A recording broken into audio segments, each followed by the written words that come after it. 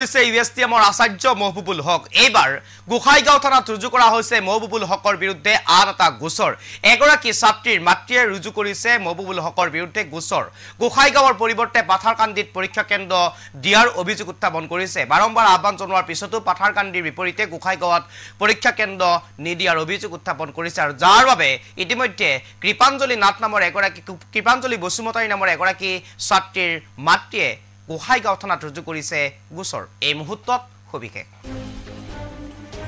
সবিশেষ লইবৰ কাৰণে চেষ্টা কৰিছো পুনৰ বিপদত পৰিছে ইউএসটিএমৰ আচাৰ্য মহবুবুল হকৰ বিৰুদ্ধে আৰক্ষী থানাত পুনৰ দাখিল কৰা হৈছে এজাহাৰ আৰু গোসাইগাঁও আৰক্ষী থানাত ৰুজু কৰা হৈছে গোচৰ কৃপাঞ্জলি বসুমতাৰী নামৰ এগৰাকী ছাত্ৰীৰ মাতৃয়ে দিছে এই গোচৰ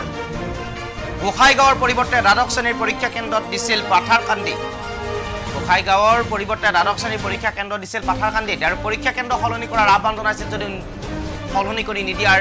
অভিযোগ উত্থাপন কৰিছে পৰীক্ষাত নম্বৰ বঢ়াই দিম বুলি পাথাৰকান্দিলৈ লৈ যোৱাৰ অভিযোগ উত্থাপন কৰিছে ছাত্ৰীগৰাকীৰ মাতৃয়ে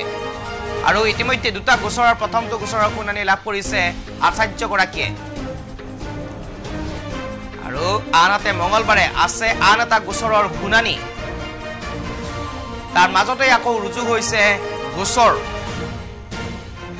তাৰ মাজতে পুনৰ আকৌ গোসাইগাঁও থানাত ৰুজু কৰি দিয়া হৈছে গোচৰ পুনৰ বিপদত পৰিছে এতিয়া ইউএসটিএমৰ আচাৰ্য মহবুবুল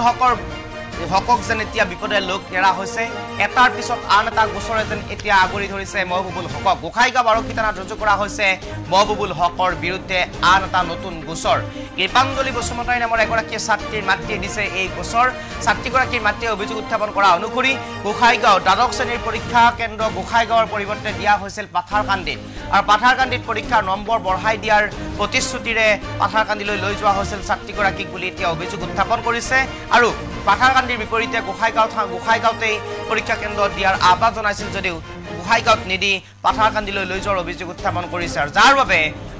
ইতিমধ্যে আৰু ছাত্ৰীগৰাকীৰ মাতৃয়ে আৰক্ষী থানাত ৰুজু কৰিছে আন এটা গোচৰ আৰু আমি ইতিমধ্যে উল্লেখ কৰিছো এগৰাকী ছাত্ৰীৰ মাতৃয়ে এই অভিযোগ উত্থাপন কৰিছে পাথাৰকান্দিত যি পৰীক্ষা কেন্দ্ৰ আছিল দ্বাদশ শ্ৰেণীৰ পৰীক্ষা কেন্দ্ৰ এই দ্বাদশ শ্ৰেণীৰ পৰীক্ষা কেন্দ্ৰ পাথাৰকান্দিলৈ লৈ যোৱা হৈছিল য'ত গোসাইগাঁৱত পৰীক্ষা দিব পৰা ব্যৱস্থা আছিল কিন্তু সেই গোসাইগাঁৱত পৰীক্ষা কেন্দ্ৰ নিদি পাথাৰকান্দিলৈ লৈ যোৱাৰ অভিযোগ উত্থাপন কৰিছিল কিন্তু পাথাৰকান্দিত যাবলৈ অমান্তি অথবা পাথাৰকান্দিত নিদিবলৈ আহ্বান জনাইছিল যদিও সেয়া কৰি দিয়া নাছিল অথবা গোসাইগাঁৱত পৰীক্ষা কেন্দ্ৰটো কৰি দিয়া নাছিল আৰু এই অভিযোগ উত্থাপন কৰিছে এতিয়া কৃপাঞ্জলি বসুমতাৰী নামৰ ছাত্ৰীগৰাকীৰ মাতৃয়ে আৰু যাৰ বাবে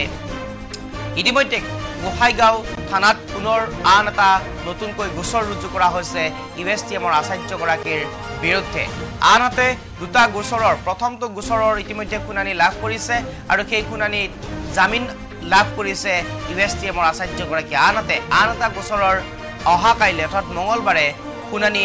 দিয়াৰ কথা আছে এই গোচৰৰ শুনানি কি হয় এয়া অহা কাইলৈ পৰিলক্ষিত হ'ব কিন্তু শুনানি দ্বিতীয়টো গোচৰৰ শুনানি দিয়াৰ প্ৰাক মুহূৰ্তত আন এটা নতুন গোচৰ ৰুজু কৰা হৈছে ইউএসটিএমৰ আচাৰ্যগৰাকীৰ বিৰুদ্ধে এই মুহূৰ্তত সবিশেষ